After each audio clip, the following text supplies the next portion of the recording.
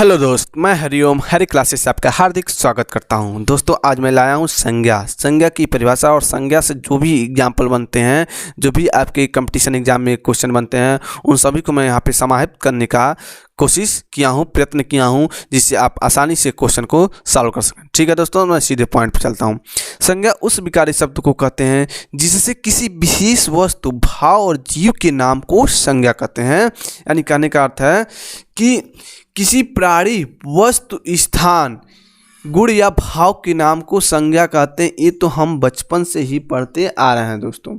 लेकिन सही शब्दों में समझा जाए, अगर छोटे शब्दों में समझा जाए तो कह सकते हैं किसी का नाम ही संज्ञा है। यदि किसी वस्तु का, किसी व्यक्ति का, किसी जानवर का यदि आप नाम ले रहे हैं तो आपका संज्ञा है। हम इसे एग्जाम्पल से समझने का प्रयास करते हैं दोस्तों। जैसे किसी व्यक्ति का नाम हो गया मोर, हो गया घोड़ा, हो गया जवाहरलाल नेहरू हो गए, नरेंद्र मोदी जी हो गए, अखिलेश यादव जी हो गए, योगी आदित्यनाथ जी हो गए, ये सभी आपकी संज्ञा हैं। वस्तु में कोई अनार हो गया, कोई रेडियो हो गया, कोई किताब हो गया, ये सभी आपके क्या हैं? संज्ञा हैं। स्थानों के नाम में अगर आप कह रहे हैं नगर हो गया, भारत हो गया, मेरठ हो गया, दिल्ली हो गया, ये सभी क्या हैं? आपके सब आपके संज्ञा हैं। भाव के नाम में वीरता है, बुढ़ापा है, मिठास है, ये सभी आपके क्या है दोस्तों? संज्ञा ही हैं।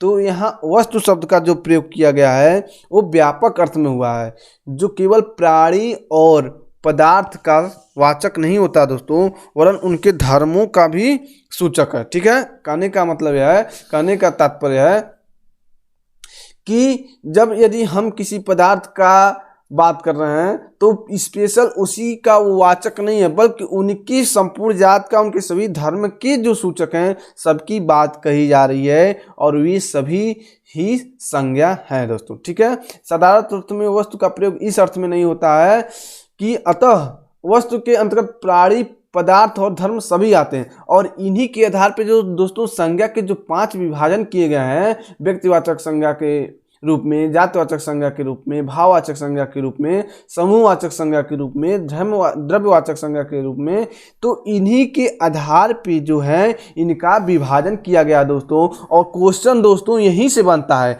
और आज हम इसे आज समझ लेंगे, जिसे हम अपने एग्जाम में आसानी से क्वेश्चन को सॉल्व करेंगे दोस्तों। ठीक है, तो पहला हम पढ़ते हैं नाउन, व्यक्तिवाचक संज्ञा यानी प्रॉपर नाउन। ठीक है दोस्तों, जिस शब्द से, यानी जिस शब्द से किसी विशेष व्यक्ति या वस्तु का बोध हो, क्या हो? विशेष व्यक्ति, वस्तु या विशेष स्थान का बोध हो, उसे ही हम व्यक्तिवाचक संज्ञा कहते हैं दोस्तों। जैसे एग्जाम्पल से समझने का प्रयास कर रहे हैं, जैसे किसी व्यक्ति का नाम है, चाहे सोनिया गांधी हो, चाहे सचिन तेंदुलकर हो, चाहे महेंद्र धोनी हो, हैरी क्लासेज हो, या कोई हो, यदि आप ऐसे नाम ले रहे हैं, विशेष व्यक्ति का नाम ले रहे हैं, तो समझ जाइए कि वो क्या है? आपका व्यक्तिवाचक संज्ञा है। ठीक है दोस्तों, लेकिन यहीं पे मैं कह रहा हूँ, यहाँ पे मैं कॉमन नाउन का एग्जाम्पल से समझाने का प्रयास करता हूँ, क्योंकि दोनों में कन्फ्यूजन होता है। जैसे मैं बोल दिया नदी, अगर नदी में बोल रहा हूँ तो क्या आपको पता चल रहा है किस नदी की बात कर रहा हूँ? संपूर्ण नदी जाति का बोध हो रहा है कि नहीं हो रहा? लेकिन मैं यही कर रहा हूँ गंगा, गोदावरी, कृष्णा, तो आपको लग रहा है हाँ विशेष की बात हो रही है, विशेष व्यक्ति की बात हो रही है, विशेष नदी की बात हो रही है। तो यही विशेष जो है, किसी व्यक्ति का नाम, इंडिविजुअल जो है, व्यक्तिगत रूप से, यही आपका प्रॉपर नाउन होता है। जैसे टाटा चाय हो गया, कुरान हो गया, गीता हो गया, रामायण हो गया, ये सभी पुस्तक, विशेष पुस्तक का नाम लिया जा रहा है। तो यहाँ पे पता चल रहा है कि ये प्रॉपर नाउन है, व्यक्तिवाचक नाउन है, व्यक्तिवाचक संज्ञा है। यदि मैं कह रहा हूँ पुस्तक, तो संपूर्ण पुस्तक जाति का बोध हो रहा है, तो वो आपका कॉमन नाउन में हो जाएगा, जिसे हम नीचे पढ़ेंगे। ठीक है दोस्तों, कोई स्थान का नाम है, ताजमहल है, कुतुब मीनार है, ताजमहल है, जयपुर है, ये सभी आपके किस में आते हैं? प्रॉपर नाउन में आए हैं। और देखिए दोस्तों, मैं यहाँ पे एग्जाम्पल से ही आपको समझाने का प्रयास किया हूँ, तो एग्जाम्पल आप देखते रहिए। दिशाओं के नाम है उत्तर पश्चिम, पूर्व दक्षिण, पूर्व पश्चिम, उत्तर दक्षिण, जो भी दिशा, ये सभी आपके क्या हैं? प्रॉपर नाउन है। देश का नाम है, भारत है, जापान है, अमेरिका है, चीन है, पाकिस्तान है, वर्मा, जो भी देश है, ये सभी आपके प्रॉपर नाउन है, व्यक्तिवाचक संज्ञा है। राष्ट्रीय जातियों के नाम है, भारतीय है, रूसी है, अमेरिका है, अमेरिकी है, जो भी है। समुद्रों के नाम है, काला सागर है, भूमध्य सागर है, हिंद महासागर है, प्रशांत महासागर है। नदियों के नाम है, गंगा है, ब्रह्मपुत्र है, बोलगा है, कृष्णा है, कावेरी, ये सभी आपके दोस्तों प्रॉपर नाउन है। ठीक है, पर्वतों के नाम है हिमालय है, विंध्याचल है, अलकनंदा है, कराकोरम, ये सभी आपके दोस्तों प्रॉपर नाउन है। नगर और सड़कों के जो नाम है वाराणसी है, गया है, चांदनी चौक है, अशोक मार्ग है, ये सब क्या है आपके, सभी आपके प्रॉपर नाउन है। समाचार पत्र ऋग्वेद है, धर्मयुग है, इंडियन है, नेशन है, आर्या, और ये सब क्या है, महीनों के नाम है, मई, अक्टूबर, ये सभी आपके त्यौहार के नाम है, होली, दीपावली, रक्षाबंधन, ये सब आपके व्यक्तिवाचक संज्ञा थे दोस्तों। अब आपको एग्जाम्पल से पूरी तरह से समझ में आ गया होगा दोस्तों। ठीक है, दूसरा है जातिवाचक संज्ञा। जिस शब्द से किसी जात के सभी प्राणियों या पदार्थों का बोध होता है उसे ही जातिवाचक संज्ञा कहते हैं। मैं पहले ही आपको बता दिया हूँ, अब इसके एग्जाम्पल से समझने का प्रयास करते हैं। जैसे हम कह रहे हैं बच्चा, तो बच्चा से पूरे संपूर्ण बच्चे की बोध हो रही है। जानवर कह रहे हैं तो जानवर में हाथी, घोड़ा, कुत्ता, बिल्ली सभी की बात की जा रही है।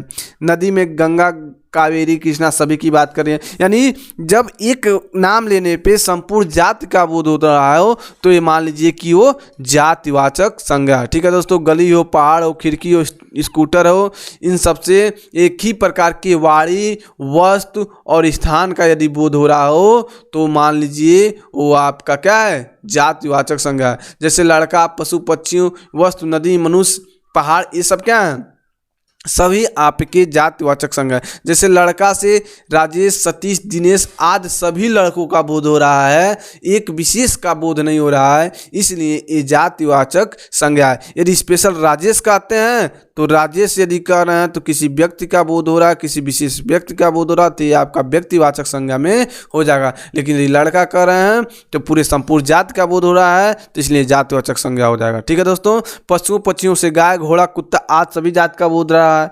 वस्तु से मकान, कुर्सी, पुस्तक, कलम सभी का बोध हो रहा है। नदी से गंगा, यमुना, कृष्णा, कावेरी आदि सभी का बोध हो रहा है। मनुष्य कहने से संसार की सभी मनुष्य जाति का बोध हो रहा है। पहाड़ कहने से संसार के सभी पहाड़ों का बोध हो रहा है। इससे पता चल रहा है कि जब संपूर्ण जाति का बोध हो तो आपका जातिवाचक संज्ञा दोस्तों। भाववाचक संज्ञा को दोस्तों हम सीधे एग्जाम्पल से समझने का प्रयास करते हैं, क्योंकि एग्जाम में एग्जाम्पल ही पूछता है, न कि परिभाषा। जैसे थकान हो गया, मिठास हो गया, बुढ़ापा हो गया, गरीबी हो गया, आज़ादी हो गया, हंसी हो गया, चढ़ाई हो गया, साहस, वीरता आदि ये शब्द जो हैं गुण, अवस्था तथा क्रिया के आधार का बोध करा रहे हों, तो यही आपके भाववाचक संज्ञाएं होते हैं दोस्तों। जैसे जिन शब्दों से किसी प्राणी या पदार्थ के गुण भाव, यानी किसी प्राणी या पदार्थ के गुण जो हों, स्वभाव हों, अवस्था का बोध होता हो तो उसे ही भाववाचक संज्ञा कहते हैं। जैसे उत्साह, ईमानदारी, बचपन आदि। इन उदाहरण में, एग्जाम्पल में उत्साह से मन का भाव, ईमानदारी से गुण का बोध हो रहा है और बचपन से जीवन की एक अवस्था या दशा का बता रहा है, इसीलिए यह आपका क्या है, भाववाचक संज्ञा है।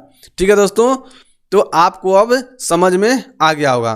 समूहवाचक संज्ञा, जिस संज्ञा शब्द से वस्तुओं के समूह या समुदाय का बोध हो उसे समूहवाचक संज्ञा कहते हैं दोस्तों। यानी कह रहा है कि कहीं गुच्छे की बात हो, कहीं दर्जन की बात हो, कहीं आर्मी की बात हो, तो क्या पता चलेगा कि वहाँ पे 2 से अधिक ही लोग रहेंगे। तो जहाँ पे समूह बन जाए, समूह का बोध हो, समुदाय का बोध हो, उसे ही समूहवाचक संज्ञा यानी कलेक्टिव नाउन कहते हैं। जैसे व्यक्तियों का समूह हो गया, भीड़ हो गया, जनता हो गया, सभा हो गया, कक्षा हो गया, वस्तु हो गए, यानी किसी वस्तु का समूह हो गया, गुच्छा, कुंज, मंडल, ये सभी आपकी समूहवाचक संज्ञा होते हैं दोस्तों। ठीक है, द्रव्यवाचक संज्ञा क्या है, जिस संज्ञा से नाप तोल वाली वस्तुओं का बोध हो उसे ही द्रव्यवाचक संज्ञा कहते हैं दोस्तों। दूसरे शब्दों में समझा जाए तो जिन संज्ञा शब्दों में, यानी जिन संज्ञा शब्द से किसी धातु, द्रव या पदार्थ का बोध हो उसे ही या उन्हें ही द्रव्यवाचक संज्ञा कहते हैं। जैसे तांबा हो गया, पीतल हो गया, चावल हो गया, घी हो गया, तेल हो गया, सोना हो गया, लोहा हो गया आदि, ये सभी आपके द्रव्यवाचक संज्ञा होते हैं दोस्तों। ठीक है दोस्तों, असंज्ञा का जो रूपांतरण होता है वो लिंग, वचन और कारक के में संबंध होने के कारण होता है। असंज्ञा दोस्तों एक विकारी शब्द है। संज्ञा क्या है? विकारी शब्द है, यानी लिंग वचन कारक के आधार पर संज्ञा में परिवर्तन होता रहता है। दोस्तों आपके जब हम लोग आगे पढ़ेंगे तो विकारी क्या है, सविकारी क्या है, यानी विकारी और अविकारी क्या है, इसके बारे में हम लोग पढ़ेंगे।